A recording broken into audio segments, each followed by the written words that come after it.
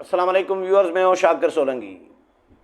Viewers, वज़ीर आज़म मियाँ शहबाज शरीफ ने आज तमाम इत्तेहादी जमातों के सरबराहान का और पार्लिमानी लीडर्स का अहम इजलास तलब किया है आज शाम को, जिसमें मुसल्लह अफवाज के सरबराहान और नुमाइंदगान जो हैं, अस्करी क़यादत के नुमाइंदे और अस्करी क़यादत वो भी शरीक होगी। लेकिन इसमें पीटीआई को अभी तक मेरी इत्तला ये है कि पीटीआई को मदऊ नहीं किया गया। एक तो आल पार्टीज़ कॉन्फ्रेंस के हवाले से ख़बरें चली थी कि वज़ीर आज़म आल पार्टीज़ कॉन्फ्रेंस बुलाना चाह रहे हैं इस सैलाब के मामले पर कि लोगों को कैसे रिलीफ़ दिया जा सके, और आलमी बिरादरी भी ज़ाहिर है मदद कर रही है। मुख्तलिफ़ ममालिक ने मदद करना शुरू कर दी है, तो आलमी बिरादरी को भी अपील की जाए या ख़ुद हुकूमत क्या क्या इक़दाम कर सकती है इसके बारे में तजावीज़ मुरतब करने और हिकमत अमली तय करने के लिए आज शाम को 6 बजे इजलास बुलाया है। पहले एपीसी की बात हो रही थी कि एपीसी बुलाई जाए, लेकिन एपीसी अगर बुलाई जाती तो उसमें इमरान खान को भी मदऊ किया जाता, उसमें शेख रशीद को भी मदऊ किया जाता, उसमें जमात इस्लामी को भी मदऊ किया जाता। जमात इस्लामी क्योंकि मौजूदा हुकूमती इत्तेहाद में शरीक नहीं है, शामिल नहीं है।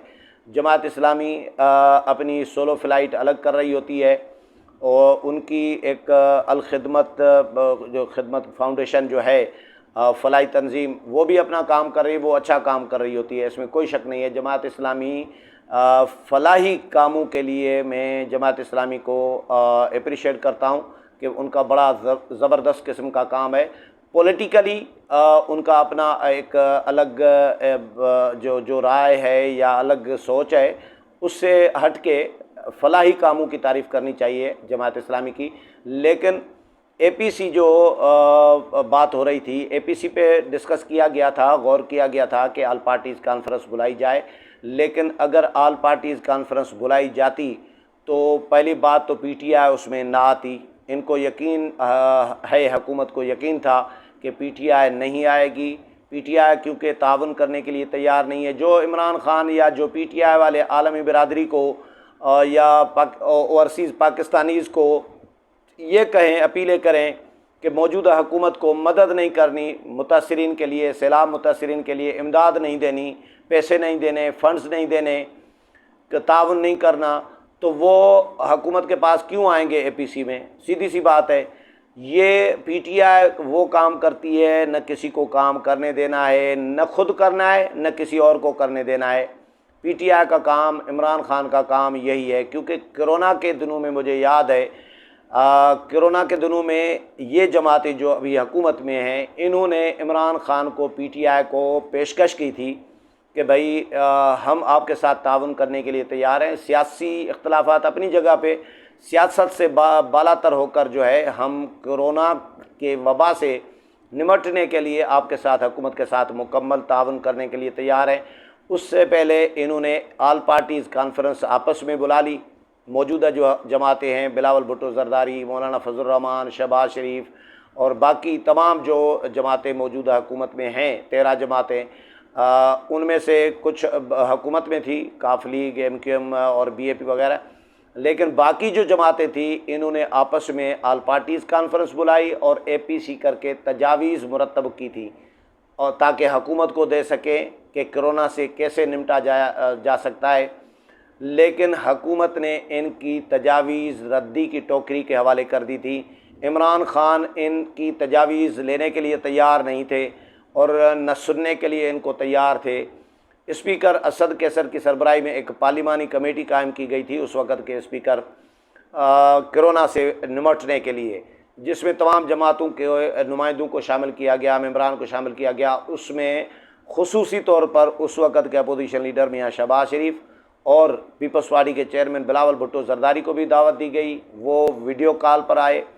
बाकी पीपल्स पार्टी और नून लीग के नुमाइंदे रूबरू पार्लियामेंट हाउस पहुँचे, इजलास में मौजूद थे। इमरान खान वज़ीर आज़म थे तो वो भी वीडियो कॉल पर आए, और आते ही पहले इमरान खान ने ब्रीफ़ किया।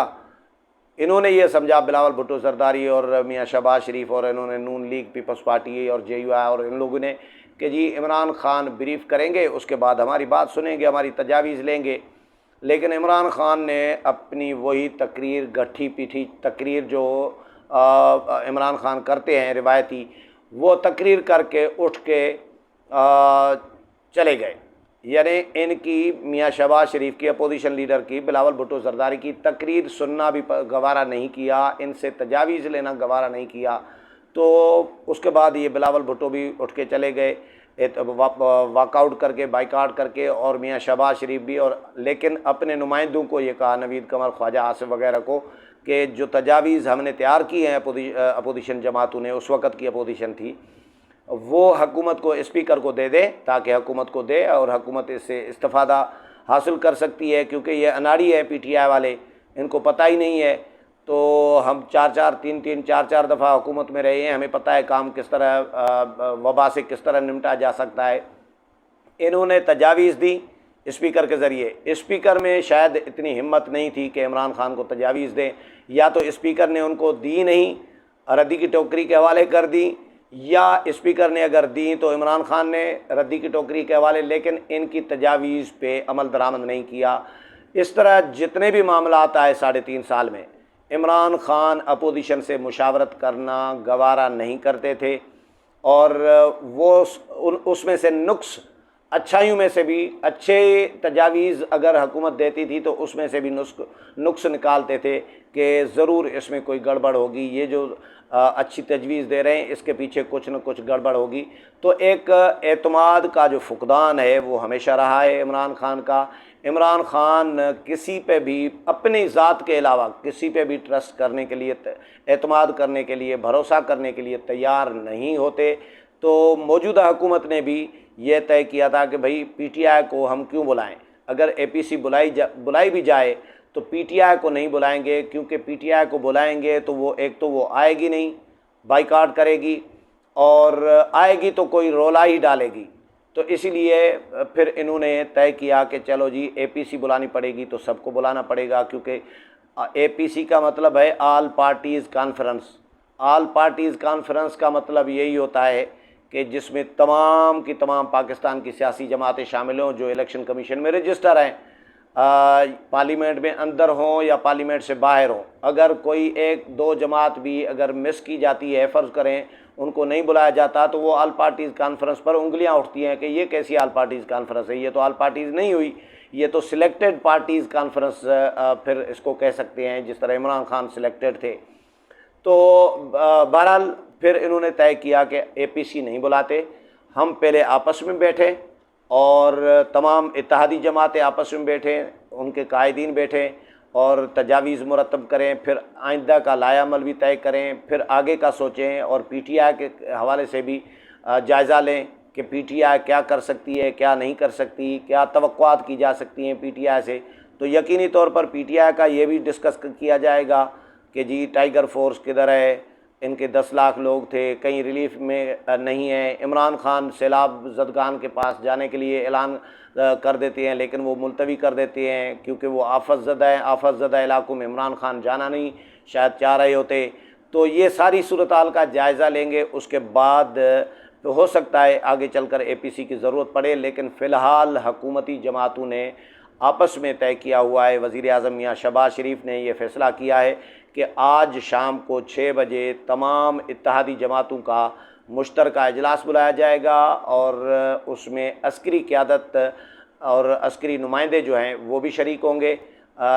इसके अलावा जो लोग इस्लामाबाद में अवेलेबल होंगे वो रूबरू इजलास में शरीक होंगे, और जो लोग अपने इलाकों में हैं नहीं आ पाते तो वो फिर अपने इलाकों से वीडियो लिंक के ज़रिए इस इजलास में शरीक होंगे। उम्मीद है प्रोग्राम पसंद आया होगा। अगले प्रोग्राम में फिर मुलाकात होगी, तब तक इजाज़त चाहता हूँ। अल्लाह हाफ़िज़।